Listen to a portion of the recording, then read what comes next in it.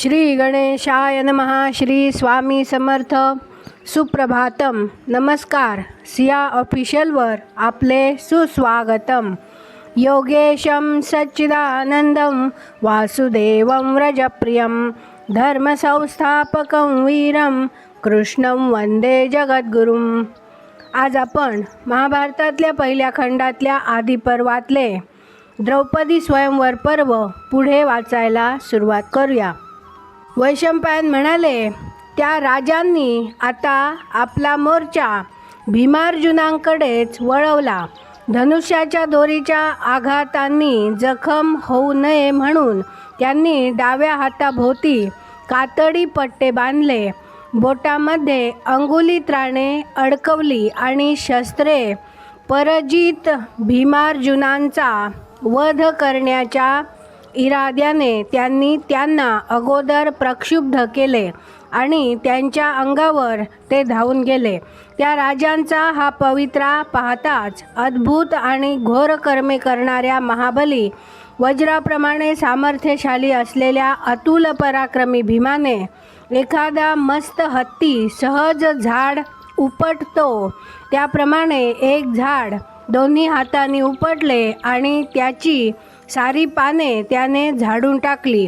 नंतर साक्षात यमराजच हातात भीषण दंड घेऊन यावा त्याप्रमाणे शत्रूंचे निर्दालन करणाऱ्या त्या भीमाने त्या निष्पर्ण वृक्षाचा सोट आपल्या विशाल दीर्घ बाहूंनी उंच धरला आणि तो वीरश्रेष्ठ अर्जुनाच्या जवळ जाऊन उभा राहिला.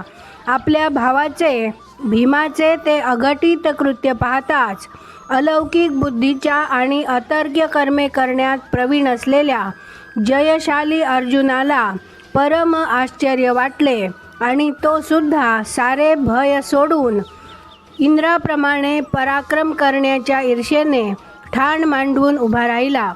जिष्णू अर्जुनाचे ते कृत्य पाहताच अतिमानुष्य अलौकिक दैवी बुद्धी प्राप्त झालेला दामोदर कृष्ण आपल्या उग्र प्रतापी भावाला हलायुध बलरामाला म्हणाला, संकर्षण बलरामा, मी जर खरोखरच नावाप्रमाणे वासुदेव असेन तर सिंहाप्रमाणे आणि भर जवानीतल्या वृषभाप्रमाणे मोठ्या डौलदार रीतीने चालणारा आणि तालवृक्षाप्रमाणे मोठे असलेले धनुष्य लीलेने वाकवणारा हा तरुण वीर अर्जुनच असला पाहिजे. मला कसलीही शंका वाटत नाही. तसेच पाहता पाहता झाड उपटून राजांना झोडपून टाकण्यास निर्भयपणे तयार झालेला हा दुसरा वीर वृकोदर भीमसेनच असला पाहिजे. असले हे अचाट कर्म करण्याची अखिल पृथ्वीवर भीमाखेरीज अन्य कुणाचीही ताकद नाही. आणखी एक गोष्ट तुझ्याजवळ बोलून ठेवतो. कमलाप्रमाणे विशाल नेत्र असलेला, बलशाली सिंहाप्रमाणे चाल असलेला, नम्र वृत्तीचा, गौर, दीर्घ व सरळ आणि सुंदर नासिका असलेला जो उंच तरुण आताच बाहेर निघून गेला तो हे अपराजित बलरामा धर्मपुत्र युधिष्ठिरच असला पाहिजे. कार्तिकेयाप्रमाणे दिसणारे ते जे दोन कुमार तू पाहिलेस ते नकुल आणि सहदेव असले पाहिजेत असे मला निभ्रांतपणे वाटते. वारणावतातील ते लाक्षागृह जळून गेल्यावर त्या आगीतून कुंती आणि सर्व पांडव सुखरूपपणे बाहेर पडले असे माझ्या कानावर आले आहे. जलरहित मेघाप्रमाणे कांती असलेला हलायुध कृष्णाचे हे बोलणे ऐकून आनंदित झाला आणि आपल्या धाकट्या भावाला म्हणाला, कौरवाग्रणी पांडवांसमवेत माझी आत्या कुंती लाक्षागृहाला लागलेल्या आगीतून मुक्त झाल्याचे पाहून मलाही उत्कट हर्ष झाला आहे. वैशंपायन म्हणाले, कृष्णाजीने आणि कमंडलू हलवीत ते द्विजश्रेष्ठ भीमार्जुनांना उद्देशून मोठ्याने ओरडले, अरे तुम्ही मुळीच भिवू नका. आम्ही शत्रूबरोबर अवश्य लढू. ते ब्राह्मण अशा प्रकारे प्रोत्साहन देत असता अर्जुन हसत हसत म्हणाला, तुम्ही एका बाजूस उभे राहा आणि आम्ही काय करीत आहोत ते नुसते बघत राहा. प्रभावी मंत्रांनी चवताळलेल्या विषारी सापांना जागच्या जागी खिळवून ठेवावे, त्याप्रमाणे असंख्य सरळ टोकांच्या बाणांची जोरदार वृष्टी करून त्या खवळलेल्या राजांना मी थोपवून धरतो की नाही ते आता पाहाच. बलाढ्य अर्जुन असे तोऱ्यात बोलला आणि स्वयंवरात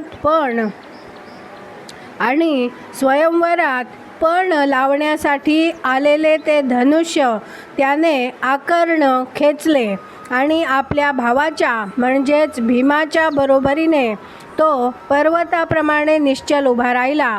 लढण्याची भलतीच खुमखुमी असलेल्या कर्ण इत्यादी क्षत्रिय वीरांना पाहताच आपल्या अंगावर चालून आलेल्या हत्तीवर उलट जोरदार चढाई करणाऱ्या त्या 2 हत्तींप्रमाणे ते दोघे त्यांच्यावर चढेलपणे चढाई करून गेले. आपल्यावर चाल करून आलेले दोघेही वीर ब्राह्मणच आहेत या समजुतीने युद्धाची धुंदी डोळ्यावर चढलेले ते राजे एकदम घसा फोडून त्वेषाने ओरडले. ब्राह्मण जर युद्धाच्या तयारीने रणात उतरला तर ब्राह्मण म्हणून त्याचा मुलाहिजा ठेवण्याचे मुळीच कारण नाही, त्याचा वध करावयास हरकत नाही असे ओरडून ते सारे राजे त्या ब्राह्मणावर त्वेषाने धावून गेले. माझावर आलेल्या हत्तीणीसाठी एक हत्ती दुसऱ्या हत्तीवर धडक मारण्याच्या तयारीने धाव घेतो, त्याप्रमाणे द्रौपदी आपल्याला मिळाली नाही म्हणून बेभान झालेला कर्ण रणामध्ये अर्जुनावर चाल करून गेला. मद्र देशाचा जवान मर्द राजा शल्य भीमसेनावर धावून गेला आणि दुर्योधन इत्यादी इतर सारे क्षत्रिय वीर ब्राह्मणावर हल्ला करू लागले. पण आपण ज्यांच्याबरोबर लढत आहोत ते ब्राह्मण आहेत असा विचार करून फारसा कडवेपणा न दाखवता ते त्यांच्याबरोबर जरा सौम्यपणेच लढू लागले. नंतर वैकर्तन कर्ण अंगावर येऊ लागलेला दिसताच बलसागर वीर शिरोमणी अर्जुनाने आपले प्रचंड धनुष्य आकर्ण ओढून तीक्ष्ण बाणांनी त्याला विद्ध केले. अतिशय दाहक आणि जलाल असलेल्या त्या तीक्ष्ण बाणांचा मारा झाल्यामुळे कर्णाला गरगरवू लागले. तरीसुद्धा अनावर धडपड करून तो मोठ्या शर्थीने अर्जुनावर धावून गेला. परस्परावर मात करण्याच्या ईर्षेने चिडून जाऊन ते दोघे वीराग्रणी अतिशय त्वेषाने आणि चपळाईने एकमेकांशी लढू लागले. तू माझ्यावर डाव करतोस काय? मी तो तुझ्यावरच उलटवून दाखवतो. माझ्या बाहूंचे बळ काय आहे ते दाखवतोच, तुला नीट पहा. अशा प्रकारच्या वीरश्रीच्या शब्दांनी ते परस्परांना डिवचू लागले. थोड्याच वेळात अर्जुनाच्या बाहूंचे बळ अखिल जगतात अजोड आहे याची प्रचिती येताच वैकर्तन कर्ण चवताळला आणि इरेस पडून लढू लागला. अर्जुनाने जे जे वेगवान बाण सोडले ते सारे कर्णाने परतवून लावले आणि त्याने मोठ्याने सिंहनाद केला. कर्णाचा हा पराक्रम पाहून सैनिकांनीही जयघोष केला.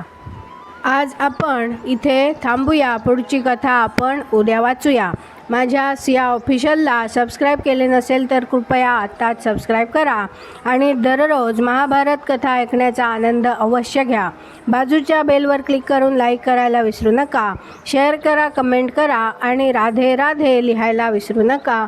धन्यवाद. जय श्री कृष्ण.